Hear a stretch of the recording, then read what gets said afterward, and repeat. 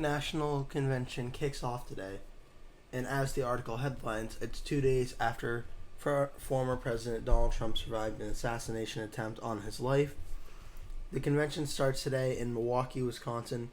So this video is just going to go over a few articles and just looking at what can we expect to happen from the convention, especially on day one today. Well, it's not really too clear what's going to happen too much in regards to Trump today, but we can expect that the new RNC platform for policies and such will be ratified today, as well as potentially some guest speakers and such, but it's not known if Trump is going to be making a appearance or speech today. That we're going to have to watch and wait and see for. But just as I mentioned, this is the first public event Trump has done since his attempted assassination, or the assassination attempt on his life. The chairman of the RNC, Michael Whately, has commented that with security and the Secret Service, the venue is locked down, it's secured, it's safe, and that this event should go off without a problem. So he releases that statement probably to calm the nerves of a lot of Republicans, both at the event and around the country as well. But more importantly, while we're watching these videos, what's going to happen at the convention itself while it's going on? Well, for one thing, it is in Milwaukee, Wisconsin, which obviously the biggest city in the state of Wisconsin, Wisconsin being one of the most important swing states in this 2024 election cycle. The convention will go on for 4 days, where President Trump will officially become the Republican Party's presidential nominee, and I believe he will deliver an address to the Republican convention on Thursday. And I believe it's on Wednesday, his vice presidential pick is supposed to give a speech, and we still do not know who that is. That announcement, that news of who Trump's VP will be, could literally happen at any moment from now until Wednesday. We don't have any exact details of when that will happen, but just know that stay tuned for news and such, because that could literally happen at any moment. And there could always be rumors going around about who it is at the convention and such. So this is news that can change very, very quickly. But the first order of business, as the article says, is 2,400 Republican delegates from across the country will gather and officially nominate Trump during a roll call of states during Monday's afternoon session. So that will take place today. As I mentioned, Trump is scheduled to accept the nomination on Thursday night. It's been reported that Trump's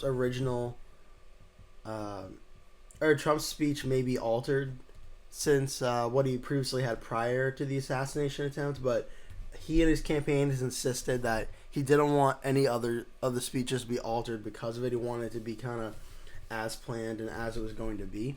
But Trump's speech is reportedly going to change and will call for more unity in the face of tragedy instead of criticizing his political adversaries. So this will be very interesting to watch and see how Trump's speech goes and what it entails. So that'll definitely be something to watch for.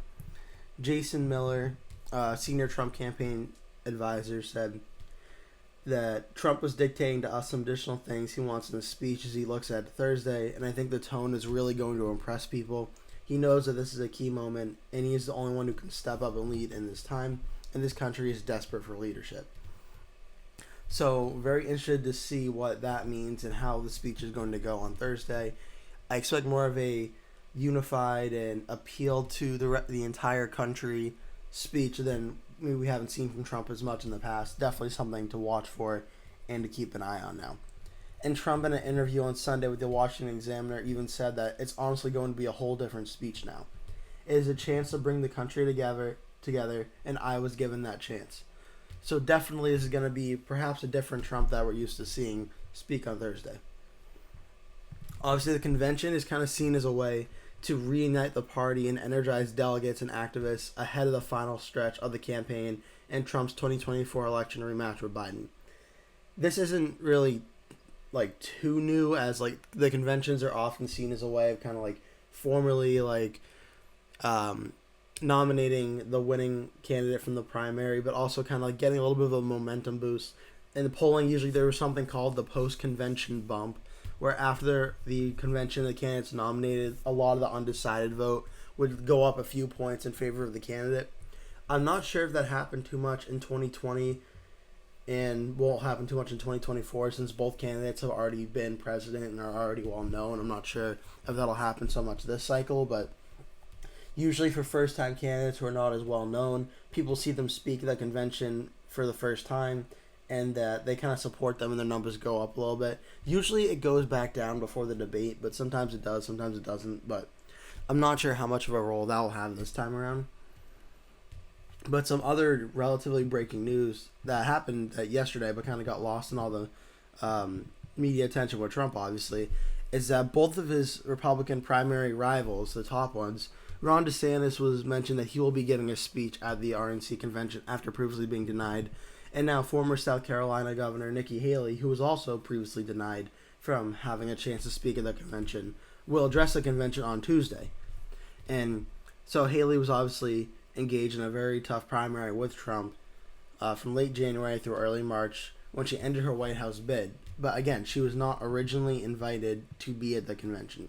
So this is something that was added after Trump's assassination attempt. So this could be a situation where Trump is attempting to show unity to all types of Republicans, MAGA Republicans, and more moderate Republicans who probably maybe didn't even support him before. This could be a show of unity from Trump and definitely an appeal to try and unify the party. And as the convention gets going on Monday, there's a new slimmed-down Republican Party platform. And it won initial approval last week and is expected to be passed during the open session of the convention. The Republican Party platform says to have language that slims down a lot of previous Republican language, such as a federal ban on abortion and other policies that a lot of maybe historical Republicans would like, but that does not really fit in line with Trump's message of trying to win and get elected. And it's been reported as being well liked by a lot of Republicans, but not all evangelicals were happy. So that could be something to keep an eye on, but I don't think that's going to really hurt Trump too much. I think a lot of them will vote for Trump no matter what. And this is just, as the article ends, this is a sign that perhaps Trump's expanding influence over the party now is specifically starting to influence policy and such, and as a way to feed into his getting elected mission. So that's the Fox News article. I have another one from the AP that says a lot of the same stuff, but I'm just going to go over it briefly because there were a few points that I don't believe were mentioned in the Fox one that I thought were interesting. The first one, obviously, how the attack impacts the tone of the speech. Trump's speech is definitely going to be altered, as we mentioned. It's now sounding like it's going to be more focused on unity, bipartisan unity, and maybe a different tone than we're used to seeing from Trump. But it's also about, will any of the other speeches be changed from what they were going to be? Well, it's wrong to call them lesser known speakers because I'm not saying they are, but compared to Trump, they are, I guess, lesser known. Will any of those speeches take direct issue with what happened with Trump and the assassination attempt? Will they change their speeches and make it more pointed to try and talk about those events? I don't know. We'll have to wait and see, but it'll be interesting to see how that goes. A show of GOP unity, again with Nikki Haley. I mentioned that this is going to be perhaps the most unified the Republican Party has been since 2016, and it's very interesting to see how Trump handles that in his speech. Trump's running mate, again, we've still not heard who it is. We've heard the top three contenders are still Ohio Senators J.D. Vance, Senator Marco Rubio from Florida, and North Dakota Governor Doug Burgum. They are all scheduled to speak as Republican delegates at some point this week. Trump selects the person to be vice president. They will be giving an address Wednesday night, whoever that is. So unless something changes that we're not expecting, Wednesday night is the latest we're expected to hear who the vice president will be. And it is funny that it's kind of sounding like Trump's former show, The Apprentice, where Trump could make an announcement on social media like he did with Mike Pence back in 2016, perhaps the day of or the day before the VP gives his speech. But that's going to be something to keep an eye out for. Definitely Wednesday night, something to watch for. But definitely something that we're going to probably get answers to very, very shortly. And the article mentions focus on Harris and Biden on how Trump may go after them in the speech. I actually don't necessarily agree with this. I don't think Trump is going to be showing a lot of unity in hold back on going after Biden and Harris so much. I think he actually may do that for this speech. I think Trump's speech, he may go after some of Biden's policies and Harris's policies and such. I don't think Trump's going to go after Biden and Harris as much, though, as some may be expecting. Economic policies of the convention are certainly going to be one of the main focuses. A lot of polling suggests that the economy is always the number one highest polled, most important issue in presidential elections. Republicans historically have done very well in elections where the economy is the number one issue. When they win, usually that's the reason why. So the economy is certainly going to be a top issue for the Republican convention. Trump is going to highlight his tax cuts from 2017 and his higher tariffs on goods and such, and some of his plans for, if he becomes president again, how he will change the economy and such. So that'll definitely be a main focus. And again, appeal beyond the base of moderates. I have no doubt in my mind, following the events that Trump had to deal with a few days ago, Trump is definitely going to make a play for undecided voters, middle-of-the-road voters, and try to unite the country, again, in a way we probably haven't seen before. I have no doubt in my mind that'll happen. We just have to wait and see what Trump's speech is itself, but no doubt in my mind that will happen.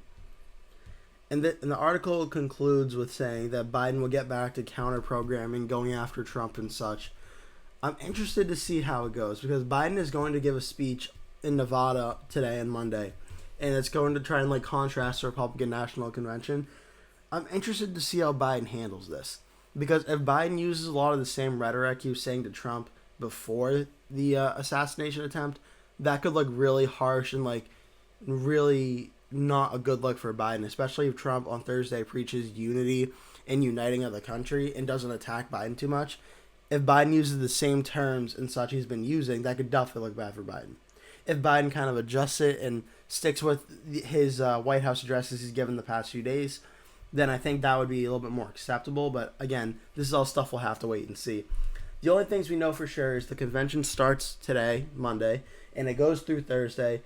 President Trump, it's not been reported if he makes an appearance today, but I wouldn't exactly be shocked if he stepped out, made a brief appearance, just to show everyone, I'm here, I'm all right, we're all unified and such.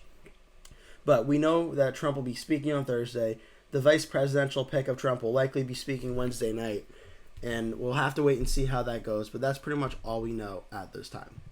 So that'll do it for today's video. Thank you so much for watching. Please remember to like the video and subscribe to my channel if you have not yet done so, to watch more videos like this in the future. Thank you so much for watching, and I hope to see you in a future video.